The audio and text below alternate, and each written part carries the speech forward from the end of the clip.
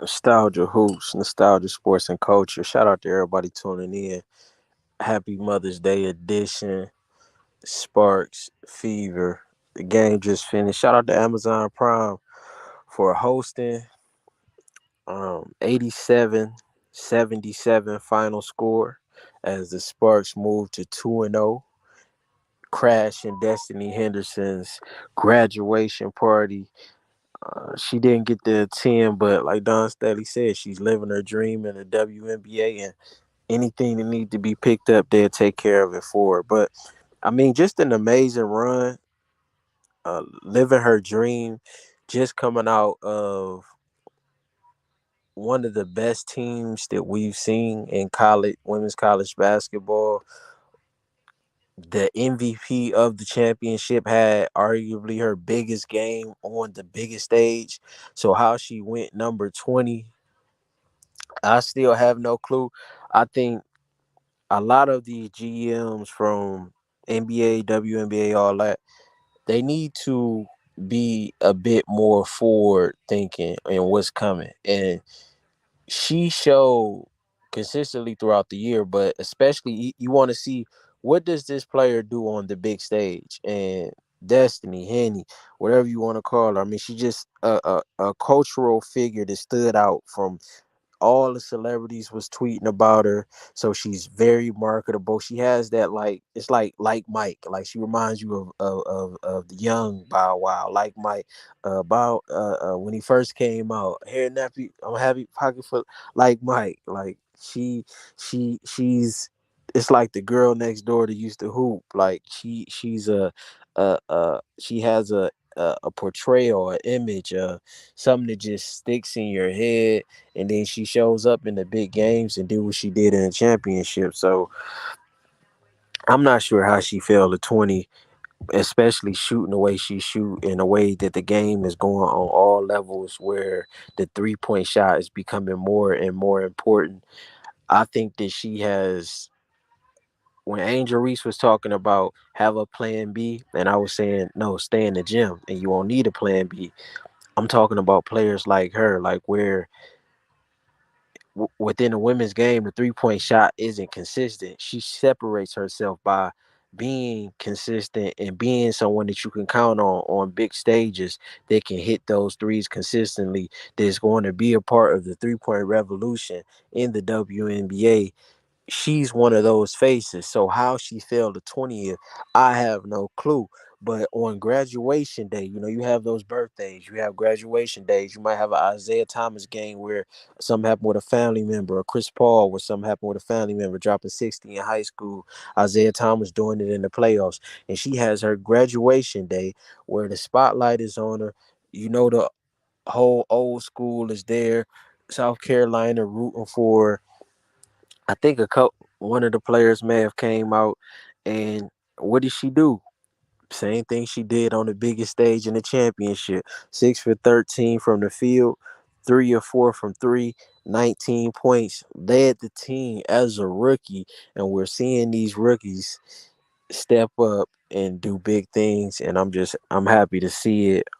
I think she'll be around for a long time because of her ability to shoot. I think in that first game against Washington, I watched that too. She seemed a bit hesitant, like I was saying with Eric McDonald. Like, sometimes you just have to find your way, or find that place of comfort, and sometimes you just have to go. You don't need to be trying to get out of other people's way or just fit in. Sometimes you got to stand out and take whatever backlash that comes from that, because you know what you can do, and you just have to jump. Even when it's uncomfortable. And today, where she was just trying to fit in that first game, today she jumped. And I like everything I saw, and I think she needs to continue to play this way. I like the passing. I think Inkster needs to work on her hands, because it was a lot of good passes that bounced right off her hands late in the game. I think the one thing with this fever team, I dang, Mitchell went 6 for 20, 2 of 8. Uh, that needs to improve for sure. But she has 7 assists. Let me see, what's the turnovers look like. And they had 18 turnovers. Hold on, 18 turnovers to 19. I think both could do a little better in that regards. Let me see what's a 3 point game look like. 1 of 10. The Sparks were and that's what I'm saying. Overall, women's game, we need conditioning, strength and conditioning needs to be worked on. 1 of 10 is just totally unacceptable from any team. But they still, I just think size was a big factor for them. Liz, I mean, she's 6'8" and she's just massive. I would like to see a player like her on the Fever in the future, like somebody if not 6'8", 6'6", 6'5", with mass, not just that athletic build that they have, but somebody with mass. I think that would be a good piece for them. And I want to see more leadership. I don't know if it's a coaching change. I don't know if they need a new veteran or some new veterans in the locker room. But right now, I just don't see team chemistry. I don't see enough talking. I don't see proper rotation on defensive switches. Like it was a play where Destiny was checking Liz, and it's just like the biggest player and the smallest. Like there's no communication. Oh, get there, or like that. And she ended up getting the foul and shit. Like that shouldn't have happened, or it shouldn't have happened without some type of communication about rotation. Like, where's the coach flipping on the sideline? Where's somebody on that court talking? It's like they're just playing an individual game against a team, and you cannot win like that when you got the Sparks out here communicating, running traps. We know the pedigree of Derek Fisher and the veterans that they have on that team, and it's reflective. And not only that, they I think it's a young motor that Indiana has, but they don't have that other part, that poise, that understanding who they are and what they do.